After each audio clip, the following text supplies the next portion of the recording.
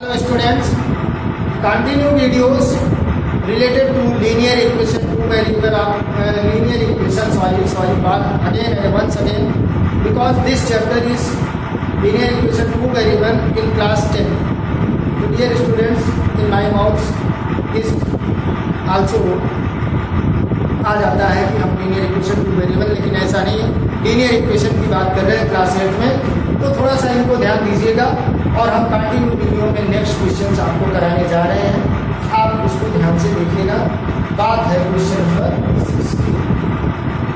6 करिएगा, इनको समझने की, समझ गए तो अच्छा है और अच्छा लगेगा। इन एन ऑडिटोरियम 300 टिकट्स पर सोल्ड, टोटल टिकट्स सोल्ड, याद लिख लीजिएगा, total tickets sold equal to 300। कितने? 300 टिकट टोटल सोल्ड किए गए। याद रखिएगा। लेट द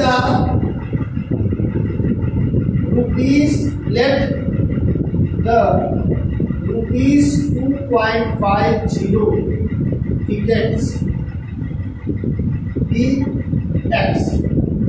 कुछ टिकट इसमें ₹2.50 के हैं और कुछ टिकट इसमें कितने के हैं? ₹5 के हैं। मान लीजिए कि ₹2.50 के टिकट कितने हैं? टैक्स। देन 5 रुपीज टिकट कितने हो जाएंगे?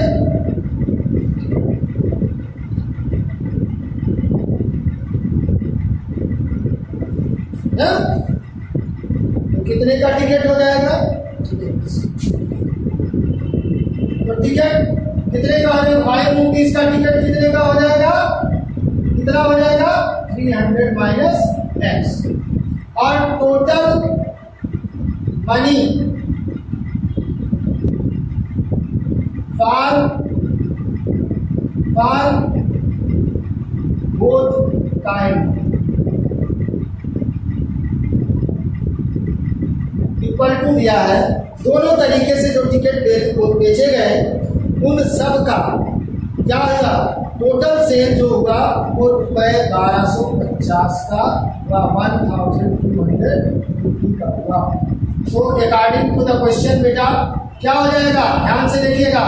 2.50 इंटू एक्स ना, ₹2.50 के एक्स टिकट, तो टोटल इसका कॉस्ट कितना हो जाएगा? 2 इंटू 50 इंटू एक्स प्लस ₹5 के अगर कितने टिकट बेचे गए 300 माइनस एक्स, यानी जितना ₹2.50 के थे उसको माइनस करके जो टिकट थे वो ₹5 के बेचे गए, तो उसका तो टोटल वैल्यू कितनी आएगी? 5 इंटू 300 माइनस एक्स। समझ में आया? इक्वल टू दोनों तरीके के जो टिकट बेचे गए उन दोनों का सम, पैसे का सम इक्वल टू दिया है 1250। समझ में आएगा? इसको लिख सकते हैं हम क्या? 250/100, चलो इसका कर लेते हैं, इंटू एक्स प्लस इसको लिख लेते हैं 1500 minus 5x upon 1 is equal to 1250। अभी इसको कट करते हैं। ये क्या आया बेटा? ध्यान से देखिएगा। 5 5 25 5 10 क्या आया? 5/2x प्लस 1500 माइनस क्या है? 5x ये अपॉन 1 इज इक्वल टू 1250। इन दोनों का एलसीएम क्या आएगा? समझदार है, आपको बताने की जरूरत तो है। एलसीएम 2 ही आएगा। ये हो जाएगा 5x प्लस 15 का हो जाएगा 3000 minus 10x is equal to 1250। ऐसा सॉल्व करेंगे। ये आएगा 15x 5x माइनस 10x कितना होने जा रहा है? सोचिए, minus 5x plus 2000 upon 2 is equal to 1250। Cross multiply कर लो, क्या आ जाएगा? Minus 5x plus 3000 is equal to 1250 into 2। आप देख रहे हैं minus 5x plus 3000 equal to आ गया ये 25। कितना आ गया 25, 1250 into 2 1250 upon into 2 equal to 2500, minus 5x equal to क्या आ जाएगा 2500 माइनस 3000।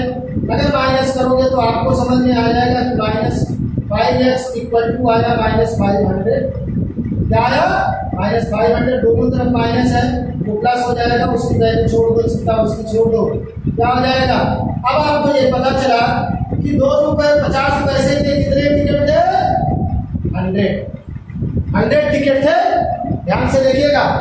अब बात कर रहे हैं हम उसकी, तो 5 रुपए के कितने होंगे ये है, तो 5 रुपीज टिकट कितने होंगे, टिकट इक्वल टू हो जाएगा बेटा 300 माइनस कितना 100 इक्वल टू 200 टिकट बेचे गए हमारे 5 रुपए में। अब आप इसको चेक करना चाहते हो बिना आंसर देखे, अगर आप ये जानना चाहते हो कि हमारा आंसर करेक्ट है कि नहीं, तो मैं यहाँ पर आपको करके दिखाता हूँ। जैसे कि 100 रुपए के 100 टिकट हुए हमारे 2 रुपए 50 पैसे के, अगर इसको जोड़ेंगे मल्टीप्लाई करेंगे तो 100 इंटू 2.50 इक्वल टू आएगा 250। और इसी तरीके से 200 टिकट बेचे गए 5 रुपए के, तो 200 इंटू 5 ये आया हमारा 1000 रुपये। अगर इनको सबको जोड़ेंगे तो आएगा 1250 रुपये। आप समझ रहे होंगे, बताने की कोई जरूरत नहीं है, याद है ना। टोटल 1250 रुपये का होना चाहिए था। अगर ये ऐसा आ रहा है तो हमारा आंसर करेक्ट है, ऐसा नहीं आ रहा है तो आंसर करेक्ट नहीं है। बस इस बात को समझने की जरूरत है और इसको अच्छे से नोट कर लीजिएगा। बस इतना ध्यान रखिएगा कि टोटल टिकट 300 रुपए के थे, कुछ उसमें 2 रुपए 50 पैसे के बेचे गए और कुछ 5 रुपए के बेचे गए। तो जो 2 रुपए 50 पैसे के बेचे गए उनको मान लिया कि एक्स थे, जो 5 रुपए के बेचे गए उनको मान लिया हम 300, हमारे टोटल 300 बिके थे तो 300 माइनस एक्स, सिंपल सी बात है। और टोटल मनी जो इन दोनों तरीके के टिकट बेचने की मिली वो कितने की थी 1250 रुपए। अब मान लो 2 रुपए 50 पैसे का एक्स टिकट बेचा गया तो 2 रुपए 50 पैसे इंटू एक्स इक्वल टू इसका मनी आ जाएगा, 5 रुपए इंटू 300 माइनस एक्स इसका टोटल मनी आ जाएगा। इन दोनों तरीके के टिकट की मनी का सम 1250 रुपए दिया था, 150 दिया था। फिर आप इसको सॉल्व करोगे तो ये आ जाएगा 5/2x और ये 1500 माइनस 5x। इनको सॉल्व करोगे एलसीएम लोगे, आप देख रहे हैं सोल्यूशन आपके सामने है, सोल्यूशन आपको समझ में आएगा। प्रॉब्लम सिर्फ यहाँ होती है, इसको मैंने दोबारा आपको समझा दिया, आपको समझ में आ गया होगा। वो बड़ी अच्छी तरीके से आपको आ गया और नोट भी कर रहे होंगे। वीडियो को पॉज कर लीजिएगा और ईमानदारी से इसको नोट करिएगा। देखो बेटा ये जो भी है वो आप ही के लिए है और आप इसे पढ़ेंगे तभी पढ़ेंगे। याद रखिएगा, लाइक जरूर किया कीजिए और जितने लोग देखिए वो सब लोग इस वीडियो को लाइक करिए और शेयर जरूर किया कीजिए। समझ में आया बेटा? और जिन्होंने सब्सक्राइब नहीं किया वो सब्सक्राइब जरूर कर लिया कीजिए। अगर बच्चे लाइक करोगे तो आपको समझ में आएगा इसका क्या मतलब है।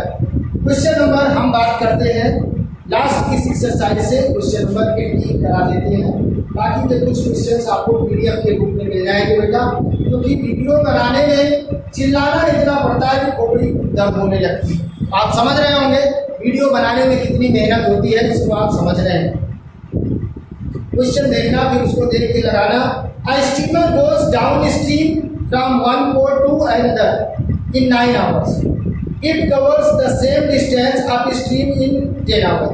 If the speed of stream is 1 kilometer per hour, find the speed of the steamer in steep water and the distance between the port. अब आप ध्यान से इसको समझिएगा। मान लेते हैं let the speed of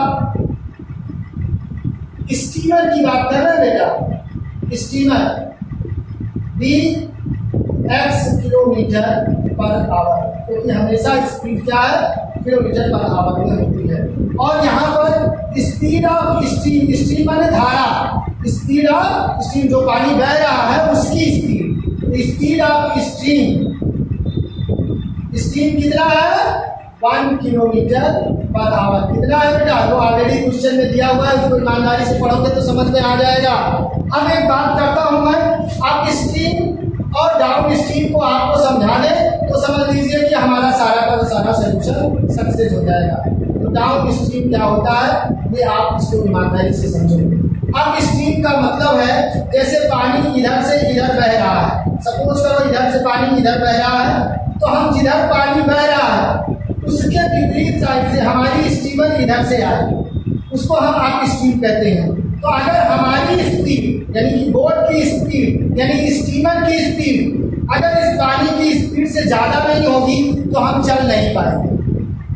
तो याद रखिएगा, यानी कि धारा जिधर बह रही है, पानी जिधर बह रहा है उसके उल्टा आना, यानी कि क्या हो जाएगा, स्पीड अगर हम बात करें यहाँ पर समझो, स्पीड इन अब स्ट्रीम क्या होगा, अब स्ट्रीम याद रखिएगा उसमें कंडीशन क्या होगी कि जो स्पीड स्टीमर की है उसमें ये स्ट्रीम की स्पीड माइनस हो जाएगी।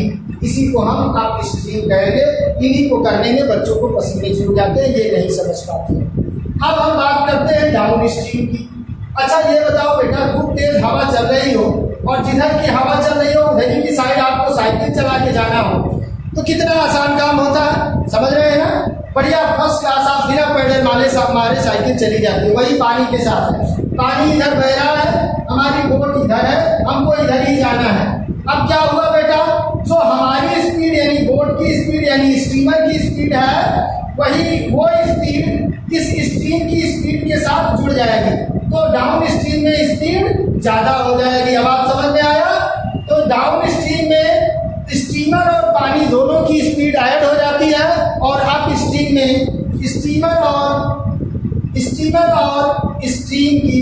स्ट्रीम माने धारा की स्पीड आपस में माइनस हो जाती है। तो स्पीड इन डाउन स्ट्रीम क्या हो जाएगा बेटा, डाउन स्ट्रीम अभी बताया मैंने कि प्लस हो जाती है, तो हो जाएगा x+1।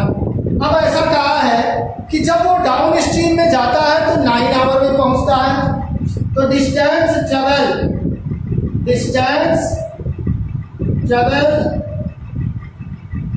इन 9 आवर इन इसमें 9 आवर की बात कर रहा हूं मैं।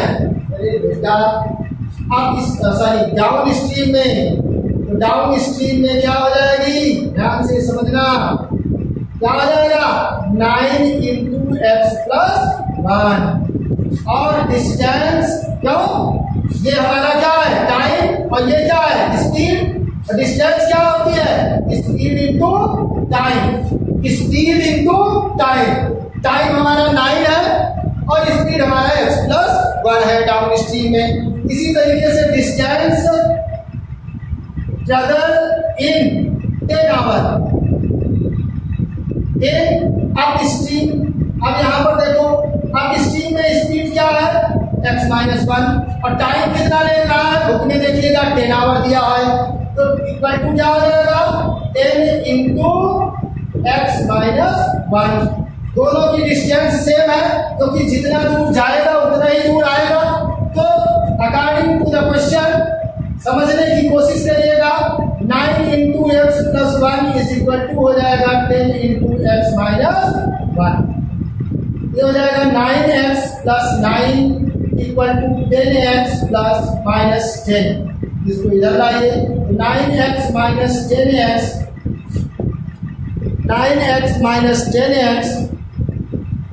इज इक्वल टू हो जाएगा क्या बेटा, इक्वल टू -10 -9। क्लियर। तो बेटा माइनस x इक्वल टू क्या हो जाएगा -19।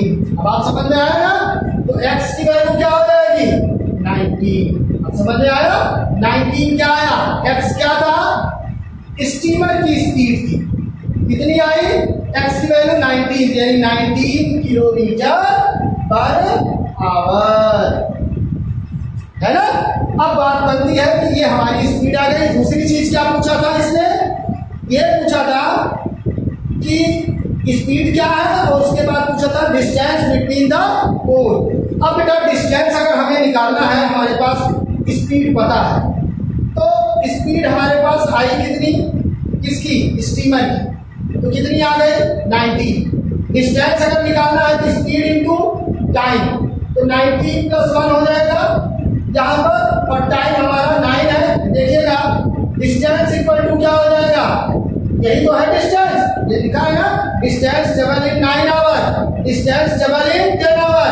अब स्टीम में जाता है तो स्पीड क्या होती है, जो स्टीमर की स्पीड होती है उसमें से स्टीम की स्पीड माइनस हो जाती है, और जब डाउन स्ट्रीम में जाते हैं तो क्या होती है, स्टीमर की स्पीड और स्ट्रीम की स्पीड आपस में प्लस हो जाती है। तो निकालने के लिए डिस्टेंस क्या हो जाएगा, 9 इंटू 19 प्लस 1, यानी कि 9 इंटू 9 प्लस 1 20, क्या हो जाएगा 180 किलोमीटर। अब देखो यहाँ भी चेक कर लो, नहीं यदि कहोगे कि सर ऐसा ऐसा गड़बड़ गड़बड़ पढ़ाते हैं, इसको ध्यान से देखो, यहाँ 19 माइनस 1 18 इंटू 10 180, दोनों सेम हो गए ना, सेम डिस्टेंस कवर कर रहा है, ये बात बनती है बेटा। वो मुस्कुरा रहे हो, समझ रहे हैं, सब समझ में आ रहा है, समझ में आ रहा है तभी मुस्कुरा रहे हो। और समझते रहिएगा, लाइक करते रहिएगा, सब्सक्राइब करिएगा, मजा आए और दोस्तों को भी शेयर करते रहिएगा। थैंक यू, धन्यवाद।